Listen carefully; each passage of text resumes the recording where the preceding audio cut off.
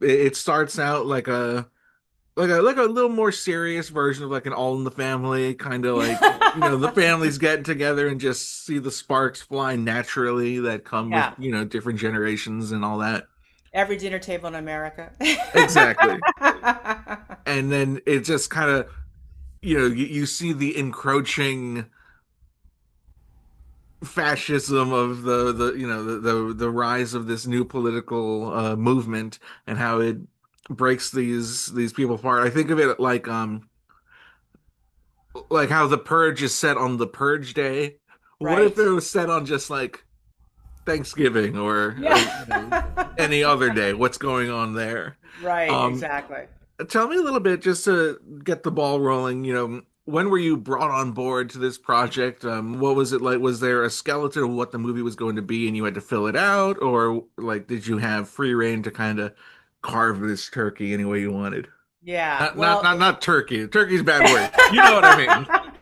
You can say turkey. We have a Thanksgiving scene. I know. It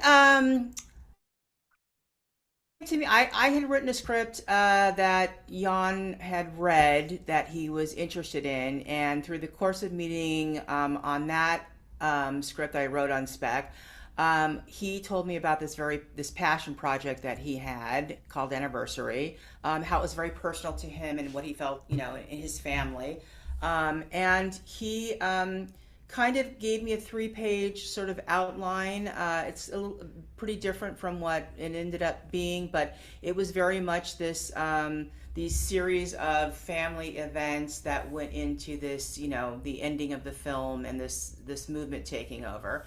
I will say that idea scared me a little bit because he wanted it contained like civil war within a family.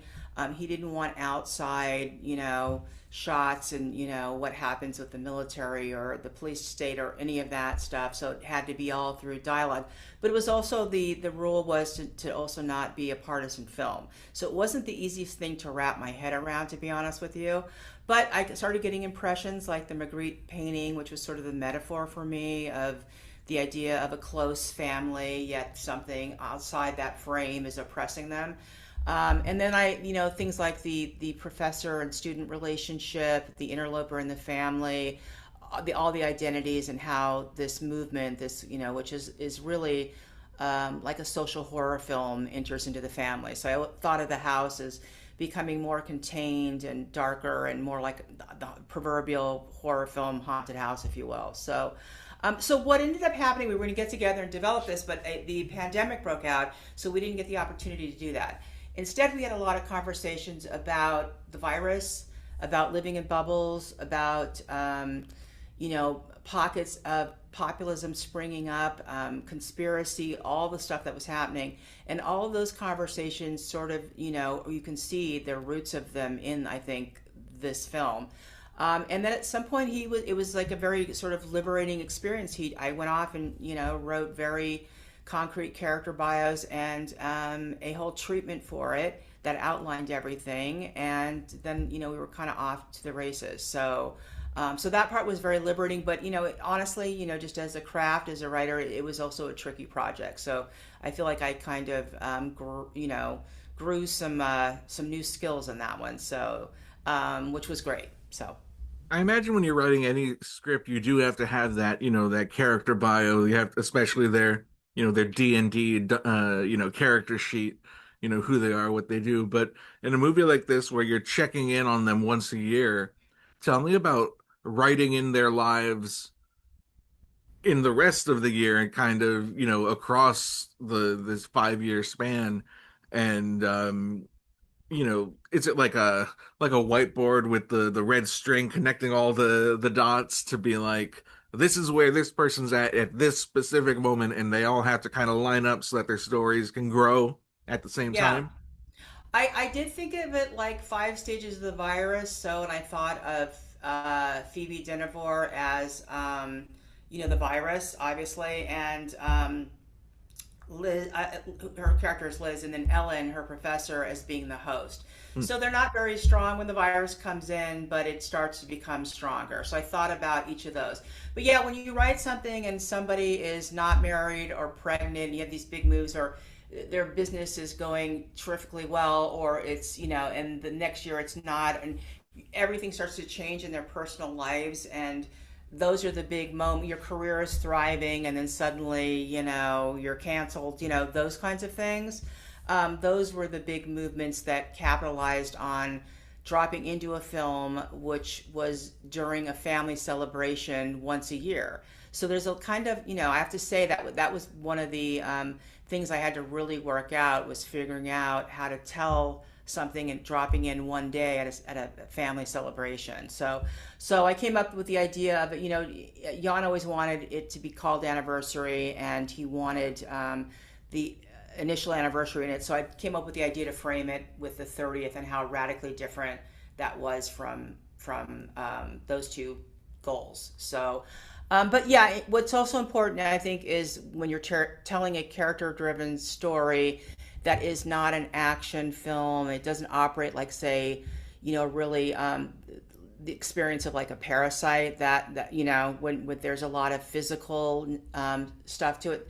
It's really important that characters arc in ways that are surprising and very telling, and and interesting. So and then it starts to really build in momentum in terms of the consequences and the actionable things that happen within the story. So, and hopefully there's a few surprises. So, I was definitely surprised. oh, Um, good. That's what we want. yeah, you mentioned not wanting to make a partisan film, but tell me a little bit about getting into The Change and what their platform is, and how much you wanted to put on screen, and how much you kind of wanted to leave to the audience, and how thick did you want to draw the lines connecting the dots from the world of the film to the real world, not to get political or anything. Right. Well, I will say that, having written it in the pandemic, pre a lot of these things, so, pre the election, pre Project 2025, a lot of things that have come in fruition that can feel like touchstones for this All film right, were, pre the you know, White House literally getting knocked down this yes, week. right? My God, wait, geez, wow. Yeah, exactly.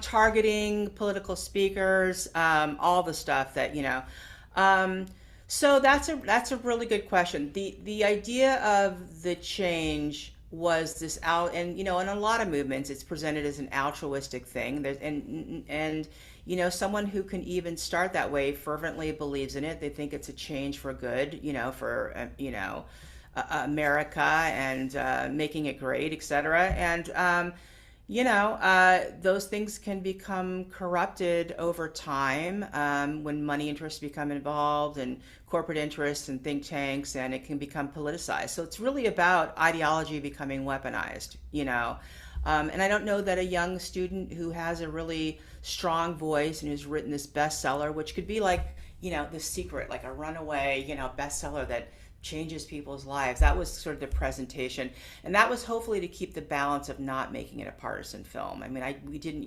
we don't want to sit at dinner tables and like we do at Thanksgiving anyway, and listen to one side over another. But you also, in the film like this, when you're asked to write it, the job is to, you also have to say something, you know what I mean? So I think that was a great balance to try to have people see themselves in it, and that's my family, or wow, that's my neighbor, and this, by the way, this feels that way, in my community, or I'm seeing, certain kinds of changes, whether it be surveillance, or,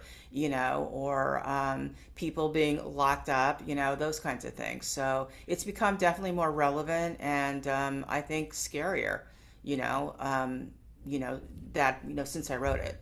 So, so anyway, yeah, I'm Yeah. really curious to see the response. I think it is, the film is powerful, but it's going to feel, polarizing on either way. But I think it's really an interesting commentary on what's going on. So, and our idea was, like I said, to always do it as a sort of a social horror film. So, Right. yeah, I'm particularly uh entranced, I guess is the word, by Dylan O'Brien's character. yeah, I got to talk to him a couple years ago for something else, and he just seems like such a nice guy. And seeing him go from this like kind of feckless, not really, kind of a washout, just like a guy um, who, through no fault of his own, kind of inherits the system that's created that benefits him specifically so strongly that he Right. gets to become this, like, this little Hitler kind of guy. Right. and, and seeing how that gets to evolve and change as the movie goes on, and his perception of power and the perception of others, excuse me, the perception of power that others project onto him, Right. and how it plays out in the ending, I think is so smart and intelligent, and just like a great, without spoiling anything, depiction of people and the system that they live in, and how they are on two different levels, let's Yeah. say. I would love to have known his entire process because I think he was so effective in the role. And he's having an amazing year, by the way. The last two films that have come out, and they're very diverse and very different from one another. And he's just got the stuff. I mean, he can really do anything. But no, I just thought he was so effective in the role. And I think it's, honestly, his character in the beginning is like every writer, right? We're all like, what's it for? Why do I even like this? Does that even satisfy me? I just spent a year on that, and like I can't like literally get a literary agent. Like it is definitely the writer's sort of journey. But yeah, he doesn't feel as powerful, and then he becomes a little bit emboldened by things, and that starts to ramp up when you get power and success. And we see that transition with him. So and it's important when you're doing a contained film that you really arc your character. So he really, I wrote him in a way where you would definitely feel that, and you could go from one year to the next feeling what those things have happened to him in the middle that we're not seeing, to have him land in this place. So, but I think he's tremendously effective. He's empathetic, but he has incredible timing. There's a scene between him and his father that I just thought oh God, he is such a son of a bitch. Can I say that? Like he is, it is Yes. so good, and it's such a power struggle, and they're so great together. And yeah, he's just, man, he just totally rocked it. I just, I love his performance. I love everybody's performance, but he's the huge sort of driving, catalyst. And so it's along with Phoebe Dynevor. So, so yeah, I love it.